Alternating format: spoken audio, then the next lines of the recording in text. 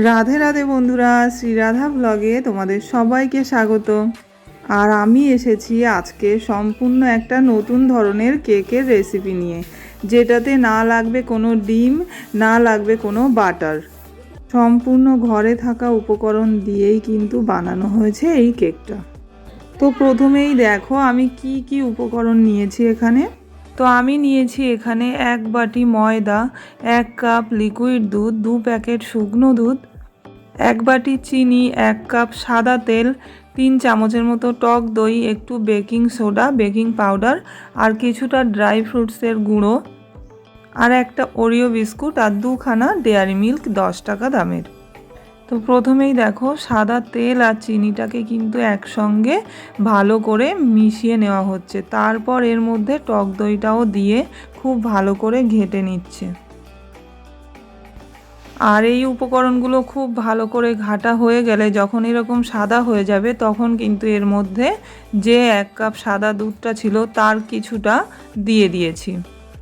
ভালো করে মিশিয়ে নিয়ে একটা চালনির মধ্যে যে ময়দাটা নিয়েছিলাম সেই ময়দাটা, গুঁড়ো দুধ, 1/3 চামচের মতো বেকিং সোডা, আর 1/2 চামচের মতো বেকিং পাউডার এর মধ্যে দিয়ে দিয়েছি, আর দিয়েছি এলাচের গুঁড়ো দিয়ে সব কিছু ভালো করে চেলে নিয়েছি। আর তারপর তেল, চিনি আর দুধের যে মিশ্রণটা বানিয়ে নিয়েছিলাম তার মধ্যেই এইগুলো দিয়ে দিয়েছি। সব কিছু একসঙ্গে দিয়ে খুব ভালো করে ফেটিয়ে নিতে হবে। আর এর মধ্যে সামান্য পরিমাণে নুনও দিয়ে দিয়েছি। এখানে একটা ডেয়ারি মিল্ক আমি গ্রেট করে নিচ্ছি। আর এখানে ব্যাটারটা আমার খুব ঘন হয়ে গিয়েছিল, তো বাকি যে 1/2 কাপ দুধ ছিল সেটাও আমি এর মধ্যে দিয়ে দিলাম। এখন দুধটা দিয়ে আরও ভালো করে এটা ফেটিয়ে নিতে হবে। আর এখানে আমার ব্যাটারটা এখনও খুব গাঢ় ছিল, তো সেই কারণে আমি আরও 1/2 কাপের মতো দুধ এর মধ্যে অ্যাড করেছি। আর এখন আমি খুব ভালো করে এটা ফেটিয়ে নিচ্ছি।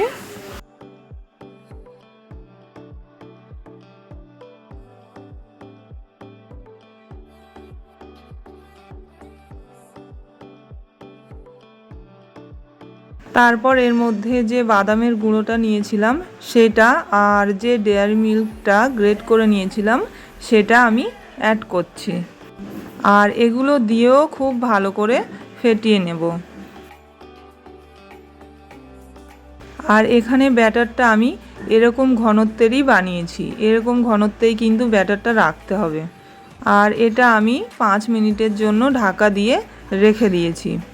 আর তারপর এখানে আমি যে বাটিটাতে কেকটা বানাবো সেই বাটিটার মাপে গোল করে একটা পেপার কেটে তার গায়ে আমি কিছুটা সাদা তেল লাগিয়ে দিয়েছি। আর 5 মিনিট হয়ে গেছে, তো ব্যাটারটা আমি আরও একটু ঘেটে নিয়ে আর বাটিটার মধ্যে ভালো করে ঢেলে দিচ্ছি।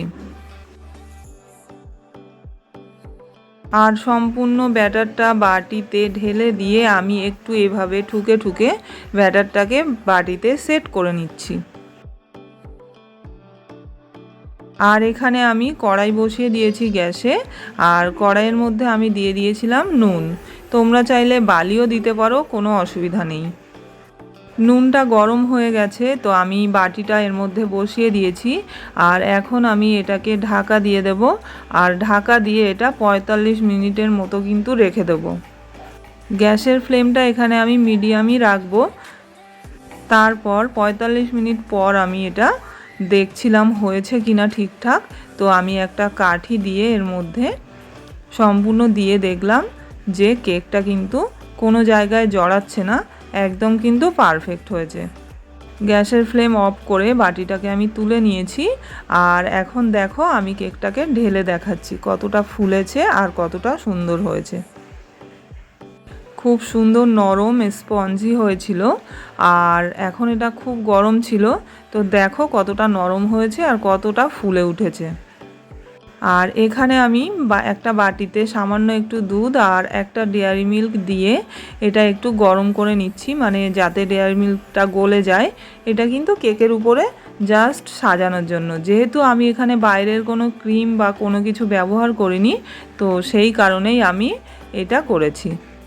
কেকটা এখানে মোটামুটি ঠান্ডা হয়ে এসেছে, তো আমি পেছনের কাগজটা তুলে নিচ্ছি। আর পেছনটাও দেখো কালারটা কত সুন্দর হয়েছে। কাগজটা তুলে নেওয়া হয়ে গেলে আমি এখানে একটা সুতোর মাধ্যমে এইভাবে কিন্তু উপরের ফোলা অংশটা কেটে নিয়েছিলাম। তারপরে এইভাবে যে ডেয়ারি মিল্ক আর দুধ দিয়ে যেটা বানিয়ে নিলাম সেটা চামচে করে এইভাবে দিয়ে কিন্তু আমি কেকটা সাজিয়ে নিচ্ছি। তোমরা চাইলে অন্যরকমভাবেও সাজাতে পারো বা ক্রিম দিয়েও সাজাতে পারো। আমরা তো যেহেতু নিরামিষ খাই, তো বাইরের কোনো ক্রিম বা কোনো কিছু আমরা খাই না, কেকও খাওয়া হয় না, তো সেই কারণেই কিন্তু আমরা বাড়িতেই এইভাবেই বানিয়ে খাই। আর এই সম্পূর্ণ রেসিপিটা কিন্তু আজকে আমি কিছুই বানাইনি, সব কিছু বানিয়েছে পারমিতা, মানে আমার ভাইয়ের বউ। ও আমাকে আজকে আমার জন্মদিন ছিল, তো রাত 12টার সময় ও আমাকে এটা গিফট করেছে। আর কেকটা কিন্তু অসাধারণ স্বাদের হয়েছিল, মানে কি বলবো, তোমরা বানিয়ে না খেলে বুঝতে পারবে না যে এটা কতটা টেস্টি হয়েছিল। তো বন্ধুরা, আজকের মতো এইটুকুই। ভিডিওটা তোমাদের কেমন লাগলো আমাকে অবশ্যই কমেন্টে জানিও। ভালো লাগলে অবশ্যই লাইক করে দিও, সাবস্ক্রাইব করে দিও। সবাই খুব ভালো থেকো, সুস্থ থেকো। রাধে রাধে।